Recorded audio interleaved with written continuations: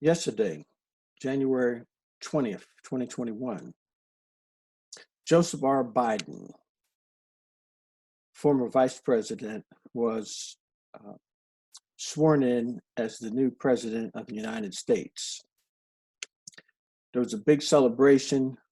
Many people were very ecstatic, elated, and very happy to move away from the past 4 years of Donald Trump. As one last act against the people of America, Donald Trump, on the 19th, his 1776 commission issued a report. And in that report, they promoted the ideal that public schools should teach about the founding of America and teach that the founding fathers were all good people, and to basically promote reverence for the founders and to basically um, provide a romanticized view of them. And the report actually went on to say that slavery was a normal institution of the times, and that without it, the system could not have developed. So basically, the report says that we should excuse slavery, we should rever the founding fathers, and not actually critically judge them or view intellectually what they did against Black people. And I thought it was very interesting that the report went further to promote an ideal that progressives were misinterpreting the Constitution. In essence, what they're saying is that the Constitution, in essence, gives the people, and particularly the slave owners and those basic racists who were involved during that time, it gives them rights by nature. I thought it was very interesting, the concept that it was attempting to promote. I thought it was extremely flawed and extremely racist because what it pretends to suggest, or it tries to suggest, that Black people, in looking for perhaps reparations, want to take something from the current generation of white people, that we want to somehow take away their rights. They also have suggested that the Constitution does not support providing any remedy to Black people for slavery, whether it's civil rights, voting rights, or whatever, and that any of those kinds of remedies are unconstitutional because it gives Black people an unfair advantage now. So any corrective action is wrong, in essence, what it's saying. Well, if we look at the issue of reparations, the issue is not whether we are seeking to have individual, white people to have to pay something to us. The argument for reparations is to the government. It's saying that the government has an obligation to Black people because Black people have an equity stake in America. We contributed a major portion of the wealth to America to make America what it is today. So the argument is really a corporate interest argument. It's an argument of equity to say that, if you take a look at America and what it is today, Black people's contribution to it is actually in the multi-trillions of dollars in terms of the free labor, being the victims of Jim Crow segregation, and being the continuing victims of systemic discrimination that has enriched this country. And the issue is being able to identify what the Black population's contribution has been, and to look at and determine whether we have received an equitable share as other citizens have. So that's what the real issue is. And it's an issue that is not directed toward individual white people. Now, there are, in fact, individual white people that have amassed wealth that has been passed down from generation to generation. And their fortune is traceable directly to slavery and directly to Jim Crow segregation and directly to a continuing program of discrimination against Black people. But that's not the target of the reparations argument.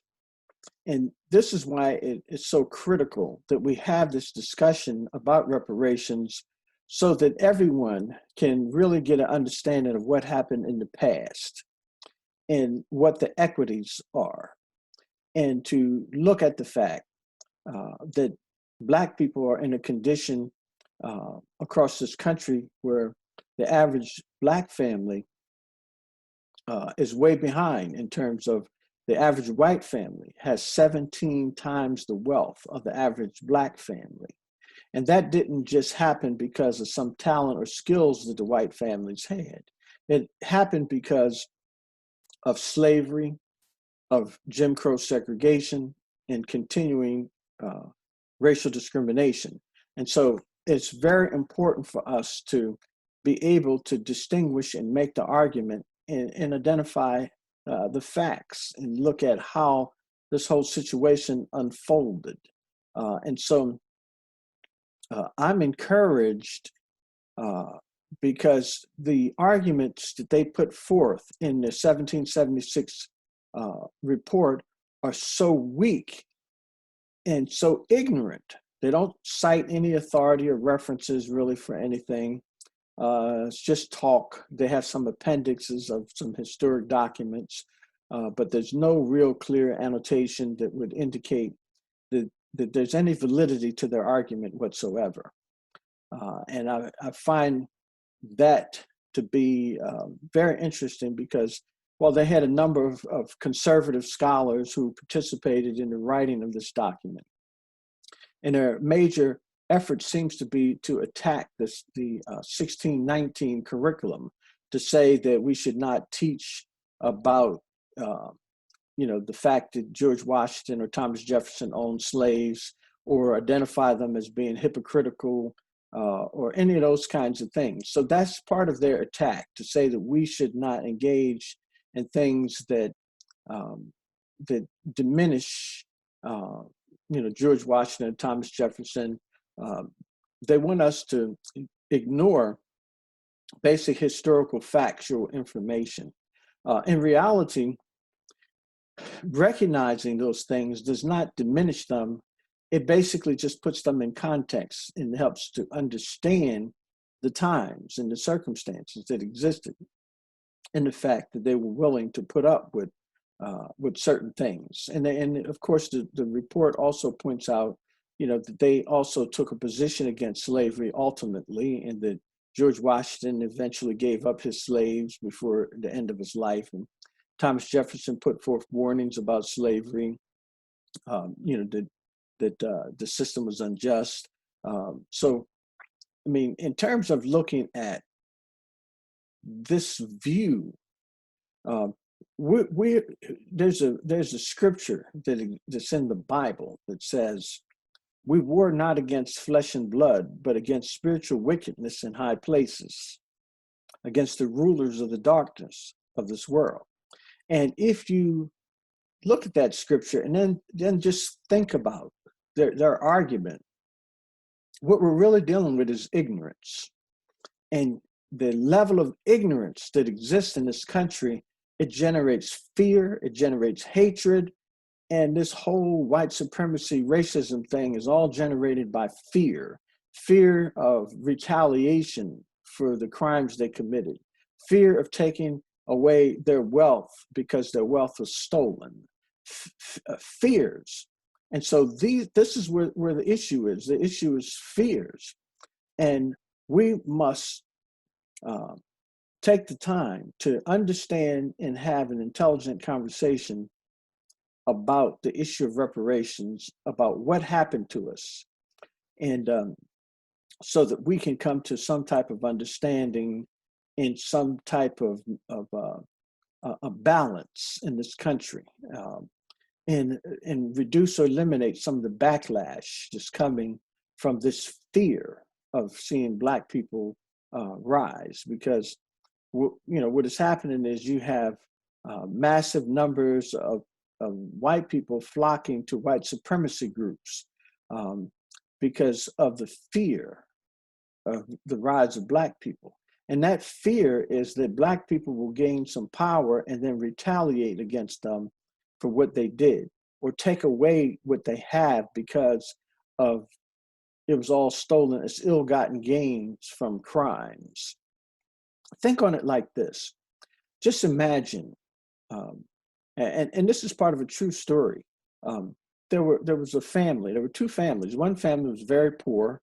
It was living in a ghetto. It was a Black family, and their family came originally in the 1700s. They came as slaves, and their family was broken and divided over and over again because it was illegal for them to marry. It was illegal for them to learn to read and write.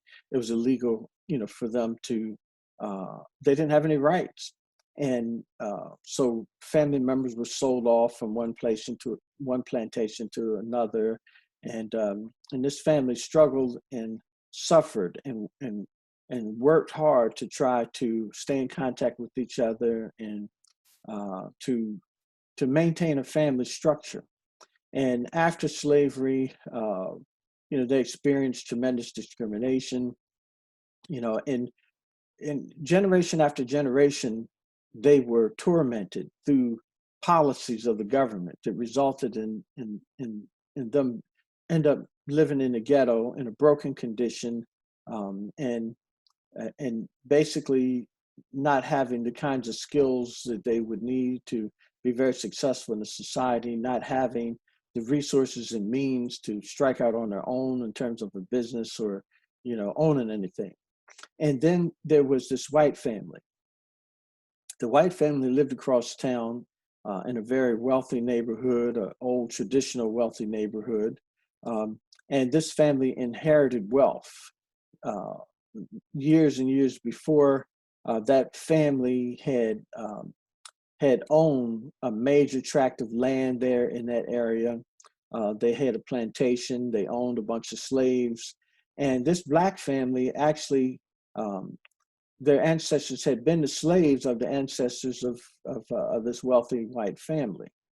And this wealthy white family, each generation, there was an accumulation of wealth that came from exploiting, the ancestors of this Black family. And every generation, this white family made progress. They owned a major family estate.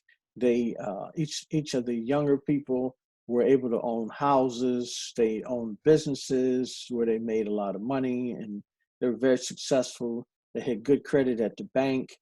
They could pretty much get whatever they wanted, and they were enjoying the American dream. So these two families, eventually, some of the family members were sitting down in a discussion together. They were brought together in a discussion. And during this discussion, those two families became acutely aware of the past and how each family came to be in the condition that it was in. And the question came as to, what are you prepared to do now? Are you, as the white family, prepared to share your wealth, to share your resources? Are you prepared to lobby the government to provide aid to this Black family and support to try to help them to make progress and get up from the conditions that they're in? And as the Black family, what are you prepared to do? Are you just going to sit there and continue to suffer knowing and understanding how you came to be in the condition that you're in, and they came to be in the condition they're in. So this is a legitimate question that needs to be discussed, that needs to be asked, and to look at how do we level the playing field? How do we correct the situation that has evolved historically? And the question becomes, what are you prepared to do, Black people?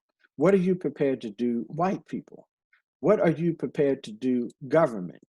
And part of this discussion about reparations has to address these issues. We have to take a look at what actually happened and look at the equities of the situation. Because if you have individuals who, let's say that there's a company that started, and that company now is very successful, it's making millions or billions of dollars, and there was someone who started out and they made major contributions to that company that made it have the wealth that it has, and their contribution was stolen. They were ignored and cast to the side, and they were not allowed to participate in that wealth. And basically what they had was stolen and taken from them. And in a court of law, how would the court address that issue? Would that court go in and divide some of the wealth of that company and give that wealth to the individual who had been wronged? I think that we have to begin to understand what happened. Without that understanding, without having a real understanding of what happened, we can't really engage in this discussion. The only thing we can do is continue to suffer and to remain in the condition that we're in. And that is the goal of some people today, is to keep Black people asleep, to keep Black people in the condition that they're in, to avoid having a legitimate discussion about reparations, and to hide the crimes that have been committed against Black people. Reparations is about recognizing the African Holocaust and establishing a memorial to that Holocaust so that we will never forget it and we will never let it happen again. It is a fundamental part of our education as Black people and as Americans, because everyone should understand what happened and recognize these facts. And so, with that,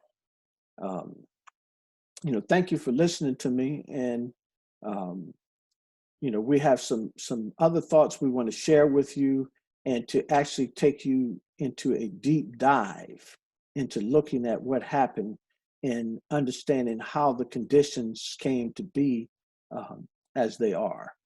God bless you.